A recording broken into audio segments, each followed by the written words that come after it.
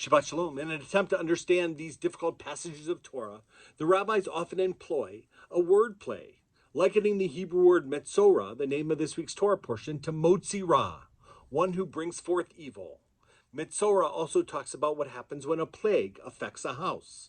As I taught last Shabbat, many commentators point out that the relationship between the word nega, spelled nun gimel ayin, meaning affliction, and the word oneg, spelled ayin nun gimel, meaning enjoyment. The two words are made up of the identical letters. The only difference between them is where the ayin is placed. Is the ayin at the beginning of the word, as in oneg, or at the end of the word, as in nega? There is no good higher than oneg and no evil lower than nega. The word nega is often used in Metzora to describe the disease of sara'at, of leprosy.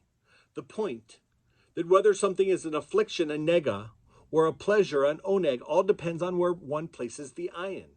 In Hebrew, ayin is the Hebrew word for eye. So many things in life depend on a person's perspective. Something can happen that appears to be a blemish, an illness, or an affliction.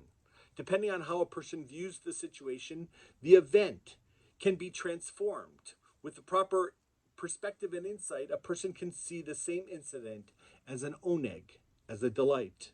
The question before us is, how can a nega become an oneg? How can we make a situation in which the glass is more than half empty indeed be shown to be more than half full? How do we switch the ayin from the back of the word to the front? While we generally hope to avoid pain and suffering, in cases that are out of our control, the only thing in our control is our response. While it is incredibly challenging, we can work on shifting our perspective and investing our lives with value and meaning. Despite the pain, we can hopefully change any nega, any affliction, into an experience of an oneg, enjoyment. All we have to do is look at it from a different perspective.